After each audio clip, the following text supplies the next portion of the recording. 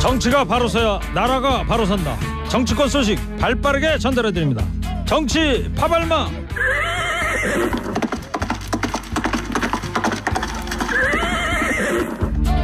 날씨도 좋고 오늘 파발마 열심히 달려보겠습니다. 파발마 두 분을 소개합니다. 먼저 지치지 않는 땡벌 봉버러봉봉 봉봉봉. 난 이제 지쳤어요. 이분은 절대 안 지칩니다. 최진봉 성공회대 교수입니다. 어서 오세요. 네, 안녕하세요. 최진봉입니다. 두 번째 파발마 소개합니다. 평론계 기다리 아저씨 기다리 미스터 송은 미스터 송입니다. 송국권 평론가 어서 오세요. 안녕하세요. 반갑습니다. 네. 자, 오늘 날도 좋고요. 열심히 달려주시기 바랍니다. 자, 청취자 여러분, 오늘은요 거두절미하고 정치 이 두 글자로 이행시를 받겠습니다. 정치. 오늘 요즘 정치판 보시면서 마음속에 어떤 생각이 드시는지 또 하고 싶으신 말씀 정치 요 두 글자에 담아주시기 바랍니다. 오늘 워낙 최수영 평론가가 이 출연해야 되는 화요일인데 개인 사정이 있어서 송국권 평론가님을 모셨습니다. 두 분은 뭐 구면 처음 봐요? 아니요. 여러분. 어디 뭐 방송계의 신사 잘 알고 있습니다. 예, 그러니까 저랑 같이 하는 걸 더 좋아하세요. 금요일 날 그래요? 파트너보다. 진심으로 하는 얘기예요. 두 지금 분이? 파트너 바뀌었습니다. 아, 바쁩니까? 아, 그렇군요. 어쨌든 뭐 겉으로는 뭐 서로 좋습니다. 예. 자, 어제 여론조사 발표된 게 있는데 국민의힘 지지율이 더불어민주당 지지율에 다시 뒤지는 걸로 났어요. 예, 어떤 뭐 전당대회 컨벤션 효과도 보지 못하고 또 이재명 리스크 반사 이익도 보지 못하는데 리얼미터가 지난 20일부터 24일까지 전국 18세 이상 유권자 2,506명을 대상으로 조사를 했고요. 자세한 상황은 중앙선거 여론조사 심의위원회 홈페이지를 참조하시면 되는데 국민의힘의 그 3월 4주차 지지율이 37.9. 민주당은 45.4, 네. 무려 7.5%포인트 지지한 것으로 나타났는데 그러네요. 이 여당 지지율이 이 김기현 대표가 선출된 3월 2주차부터 계속 하락해서 3주 연속 민주당에 뒤지고 있습니다. 네. 오늘 보니까 김기현 대표가 경희대학교에 가서 군내식당 가서 학생들하고 학식 같이 하던 뉴스도 나오고 그러던데 자 이제 대표 선출된 지 몇 주 안 됐어요. 근데 좀 컨벤션 효과 아까 송평론가도 제대로 못 본다 이런 얘기를 하셨는데 왜 그럴까요? 지지율이 최진봉 교수님 왜 그렇다고 봐요? 아무래도 김기현 대표가 대표 경선 과정에서부터 이제 윤심에 기대는 모습을 계속 보였지 않습니까? 예. 근데 뭐 그건 또 그렇다고 치겠습니다. 근데 되고 나서도 그 모습을 전혀 바꾸질 않고 있어요. 저는 이게 지지자들한테 상당히 큰 실망감을 줬다고 생각합니다. 예. 그러니까 당이요 민심을 제대로 전달하는 통로가 돼야 돼요. 그러니까 대통령실은 뭐 대통령 중심으로 돌아가니까 그렇다고 치더라도 선거를 앞두고 있는 당 입장에서 민감하게 민심을 잘 청취를 해야 되고 민심이 뭘 얘기하고 있는지를 전달하는 그런 통로의 역할을 해야 되기 때문에 때때로 쓴소리도 하고 때때로 뭐 좀 각이 세워지는 얘기도 보여줘야 되거든요. 근데 김기현 대표 체제 들어선 이제 전혀 그런 모습이 안 보여요. 더군다나 또 이제 연포탕 끓이겠다고 그랬단 말이에요. 연대 포용 탕평하겠다고 그러는데 네. 보면 당직 인선한 보면은 대부분이 다 친윤계로 이제 꾸려지게 되는 거고 이런 것도 지지율 하락에 이제 김기현 원내대표는 그런 말을 했죠. 지금 친윤 비윤이 어디 있느냐. 사실상 그렇습니다. 지금 비윤 하면은 유승민계 이준석계 그 정도인데 또 안철수계 그중에서는 당직을 맡을 만한 사람이 별로 없어요. 이상이. 그런데 어쩔 수 없이 친윤계밖에 친윤계로 당직 맡을 사람이 갔는데 없다. 그래서 그런 부분이 있습니다. 그때 그 윤석열 대통령이 일본에 출국을 할 때 김기현 대표가 공항에서 90도 폴더 인사를 했죠. 화제가 됐었죠. 네, 화제가 됐습니다. 예. 그런 부분은 사실 국민들에게 좋게 비칠 거기다 수는 없어요. 윤석열 대통령한테만 그런 게 아니라 뒤에 따라온 김건희 여사를 여사에게도. 향해서도 폴더 인사했다고 그래서 그래서 그런 모습이 상당히 안 좋게 비치는 건 맞는데 그것 때문에 지지율이 하락했다고 보기보다는 예. 아무래도 그게 아니다. 예, 그것도 어느 정도 영향을 미치겠지만 결정적인 것은 정책 혼선이죠. 정책 혼선. 가령 뭐 30세까지 자녀 셋을 출산을 하면은 군대 병역을 면제해 주겠다. 야, 아빠 군대 안 가게 해주겠다. 이게 말이 안 되는 게 우리나라 그 남성들 평균 혼인 연령이 33.5세인가 그래요. 현재요. 예, 현재. 근데 30세 이전에 3명을 낳으라는 거고 그리고 또 이런 말도 또 민주당에서 나왔죠. 아니 출산은 여성이 하는데 왜 남성이 혜택을 받느냐. 그러니까 이렇게 국민에게 와닿지 않는 이런 정책 이거 외에도 몇 가지가 있습니다. 알겠습니다. 그거 내놨기 때문에 지지율이 떨어진다고 봐야 되겠죠. 예. 자 3207님 문자를 하나 소개해드리면서 갈게요. 최진봉 교수님 향해서 문자를 네. 보냈는데 누가 돈진봉이래? 나 의리봉이야. 네. 자, 그러니까요. 출연료 많이 못 주는데 진짜. 나온다고 청취자께서 칭찬하는 거예요. 늘 말씀드린 2만 원 받고 나온다 이거. 제가 2만 원이란 금액은요 보통은 방송국의 직원들이 됐어요. 출연할 알았어요. 때 하는 거예요. 알았어요. 제가 알았어. 방송국 알았어. 직원입니까? 아 미안해요. 예. 송 본부장님 이러면 되겠습니까? 자, 뮤직 주세요. 뮤직. 예.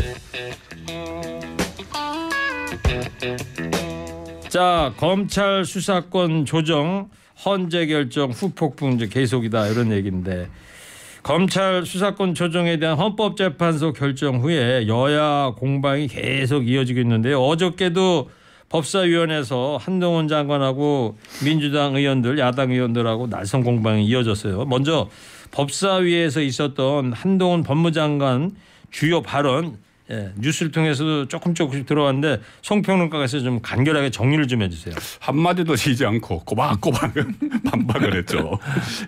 그 각하가 됐으니까 본인이 권한 쟁의 심판 청구한 것이 각하가 됐으니까는 사퇴해라 이렇게 이야기하니까는 한동훈 장관은 입법 과정에서 위장 탈당한 이런 그 위법을 명확하게 지적한 상황에서 사과는 제가 아니라 민주당 의원들께서 해야 한다.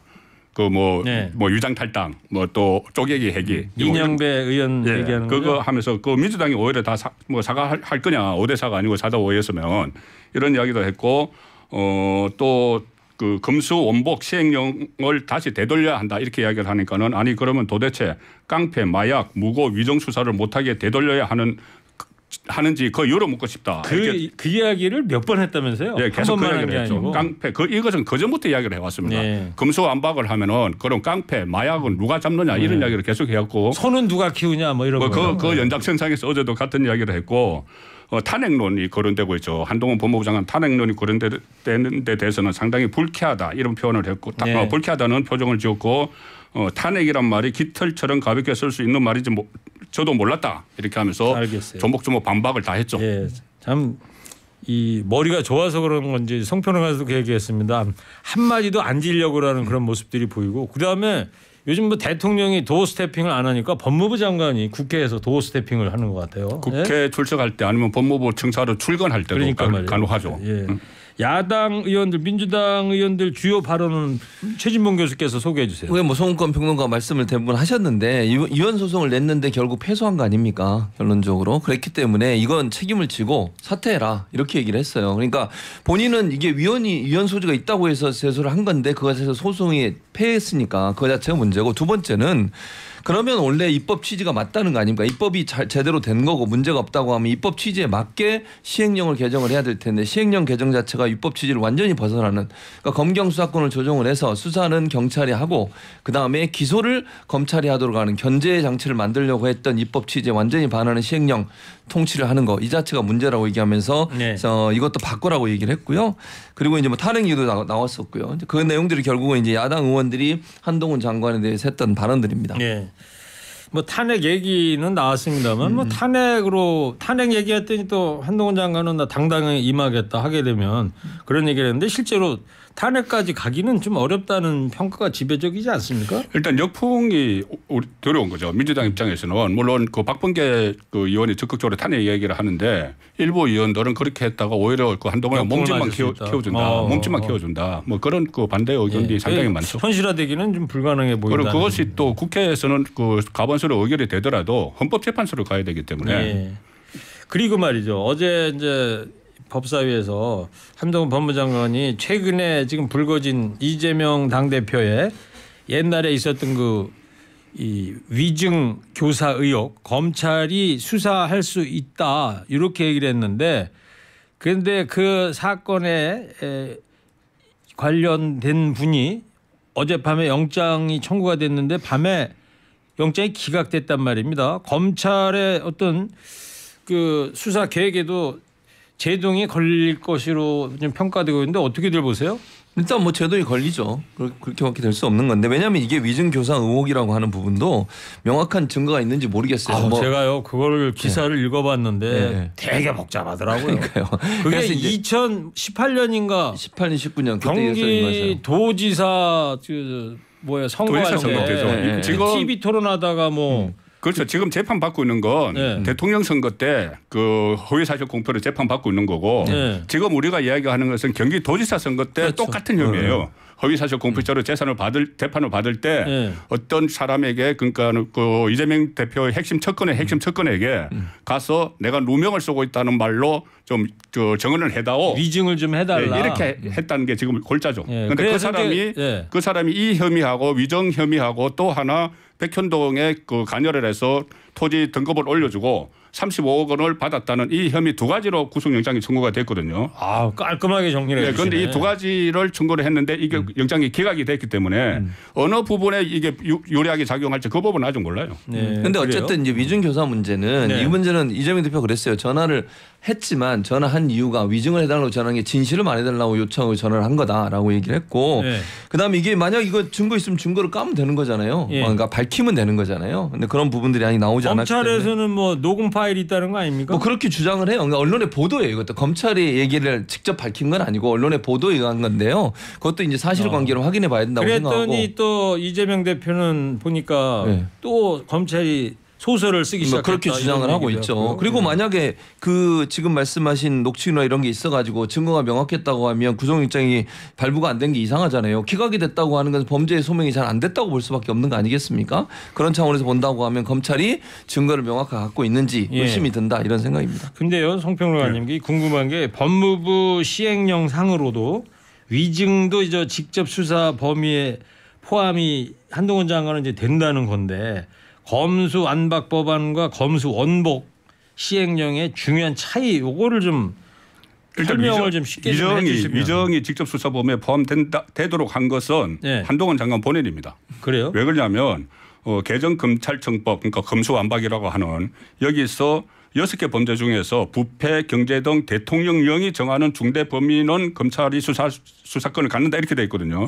그런데 이 중대 범위 안에 중대 범죄 안에 한동훈 법무부 장관이 시행령을 개정을 하면서 사법질서 저해 사범을 넣었어요. 예. 그러면 위정과 위정교사는 사법질서 저해 사범이 되는 거죠. 부패 경제 등에서 이제 거기 연장선으로 등에서 갈렸습니다. 원래 부패 경제 중 이렇게 대통령령이 정하는 이렇게 원래 돼 있었는데 예. 중이면은 부패 경제 사범 안에서 이렇게 그 수사 대상을 골라야 되는데 예. 등 하니까는 이것을 본회의 통과하면서 등으로 바뀌었어요. 그러니까는 한동훈 장관이 이것을 포착을 한 거죠. 그러면 부패 경제를 포함해서 대통령이 정하는 중대범죄 이렇게 돼버리는 거예요. 예. 그래서 지금 검수완박은 법률에서 나온 거죠. 검찰 수사권 완전 박탈. 그래서 6개 중에서 부패 경제범죄만 남겨둔다. 그런데 이것을 한동훈 법무부 장관이 취임을 해서 허점을 발견을 한 거죠. 예. 그래서 검수원복 검찰 수사권 알겠습니다. 그 원상 복구해서 시행령에서 부패 경제 범위를 확대를 시켜버립니다. 알겠어요. 공부를 열심히 해야 될 것 같습니다. 자 그리고 최 교수님 오늘 국회 법사위에서 김영두 헌법재판관 후보자 인사청문회가 있었는데 김영두 후보자가 헌재의 검수안박 법안 유효 결정에 대해서 의견을 밝혔다고 그래요. 어떤 입장입니까? 어떤 입장이었냐면요. 헌법재판소의 결정을 존중하는 것이 맞다고 생각한다라고 얘기를 했고요. 판사의 생명은 객관성, 공정성이 있다고 생각한다. 어떤 연구회에 속해 있다 하더라도 판사가 객관성과 공정성을 잃는 재판을 하고 있다고 생각하지 않고 절대 동의할 수 없다라고 강조를 했습니다. 예. 자 여기까지 좀 해보고요. 오늘은 정치로 이행시 여러분께 받고 있습니다. 보내주신 이행시 몇 분 소개해드리고 가겠습니다. 정 이렇게 나오면 치도곤을 못 면한다. 치도곤이 저 곤장 그 할 때 쓰는 그 곤장 이름이 치도곤이죠. 예. 정말로 국민에게 치유되는 정치를 해주셔요. 좋습니다. 정말로 진짜 치아뿌라 치아뿌레라.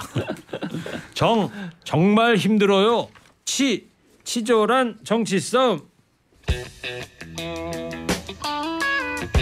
자 국민의힘 연포탕 얘기 좀 해볼게요. 연대 포용 탕평하겠다던 김기현 대표가 지금까지도 천하람 위원장만큼은 만나지 않고 있다고 그래요.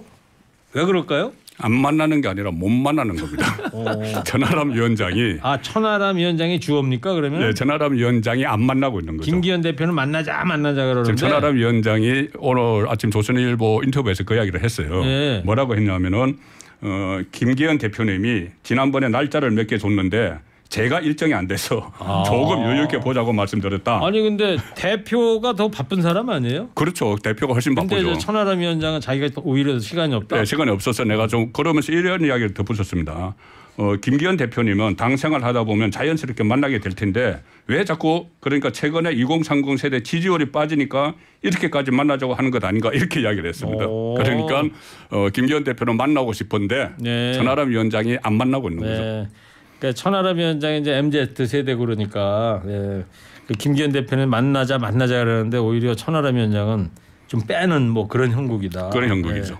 그리고 이 어떻게 보면은 윤석열 대통령을 비판하지 않으면은 포용을 할 수가 있다고 그러니까는 그런 데 대해서는 동의하지 못하겠다. 뭐 이렇게 또 반대를 하고는 상황이죠.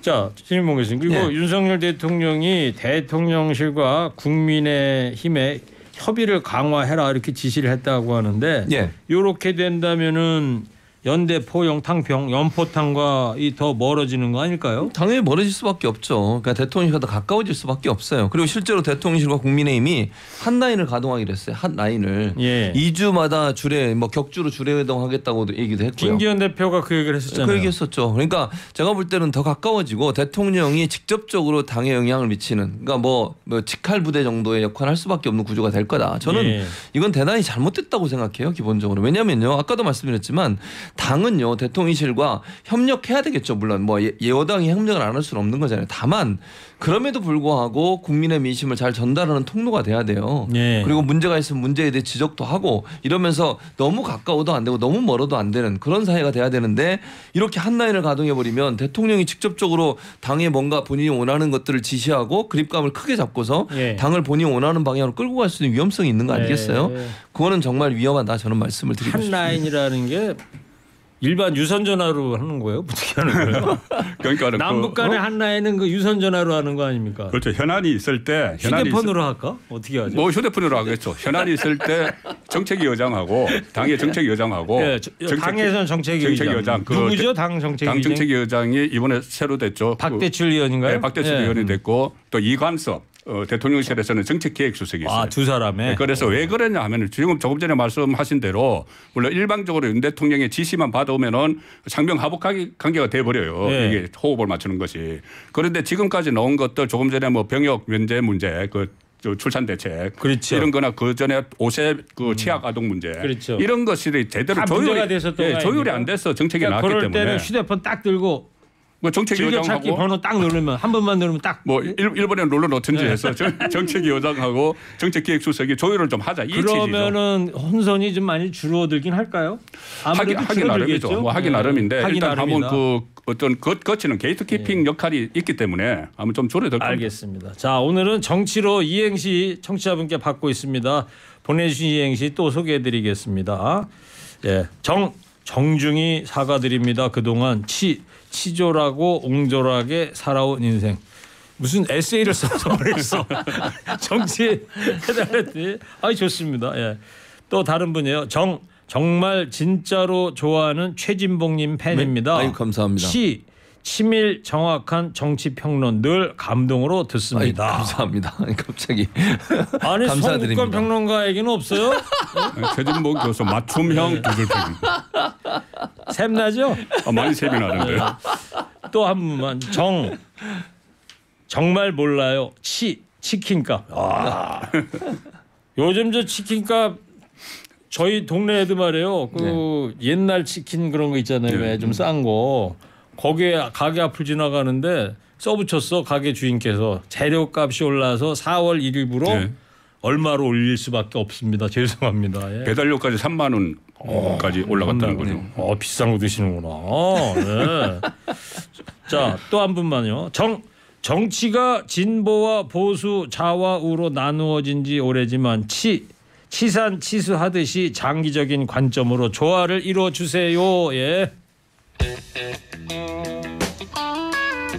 자, 민주당이 어제 주요 당직 개편에서 사무총장 빠지면서요. 사무총장 교체나 이재명 대표 사퇴 요구하는 목소리가 사그러지지 않고 있습니다. 그렇죠. 사무총장이 어떻게 보면 핵심이죠. 왜 그러냐면은 그 이재명 대표가 공천권을 계속 행사하기 위해서 사무총장을 유임시킨 것 아니냐 본인과 가까운 사무총장이 왜 핵심인 거예요? 사무총장이 주로 돈과 자금과 조직을 관리를 하고 조직과 공천관리위원회가 출범을 하면은 당연직으로 들어갑니다. 공천관리위원회에 들어가서 이 공천 실무 작업을 하죠. 내년 공천에 아주 최전선에 있는 그렇죠. 사람이다. 그러니까 이재명 대표가 본인 뜻대로 공천을 하기 위해서 사무총장을 남겨놨다는 거고 다른 당직은 다 바꾸더라도 다 바꾸면서 사무총장을 비롯 비롯해서 공천 자금 담당 당직원 전원 유임을 시켰다는 겁니다. 예. 그렇기 때문에 지금 핵심이 빠졌다 그런 비판이 나오고 있는 예.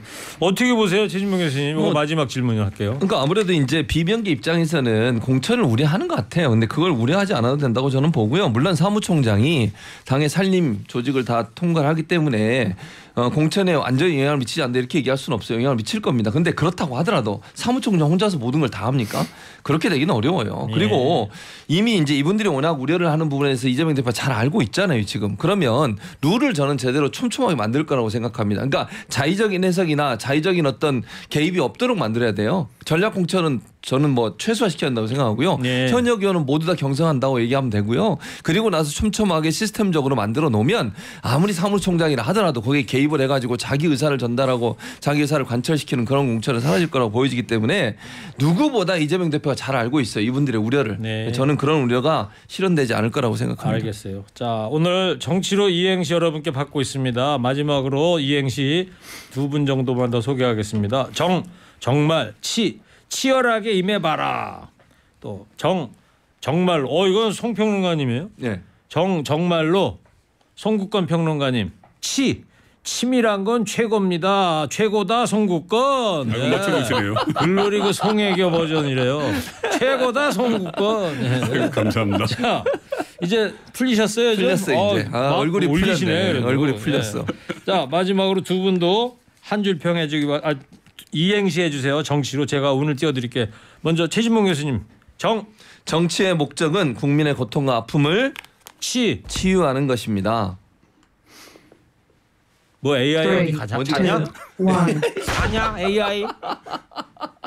이 살아있네. 이제 나오네. 살아있답니다. 하기 싫은데 괜히 뭐 하는 것처럼 하네. 예. 자, 이어서 송국건 평론가님 정치 이행시 하겠습니다. 정직하게 치사하지 않게 올바른 정치 좀 합시다. 이 살아있네. 또 살아있대. 이제 AI가 그냥 자다가 늦게 일어나가지고. 네. 자, 알겠습니다. 정치 파발마 지금까지 송국건 평론가 최진봉 교수였습니다. 두 분 감사합니다. 감사합니다.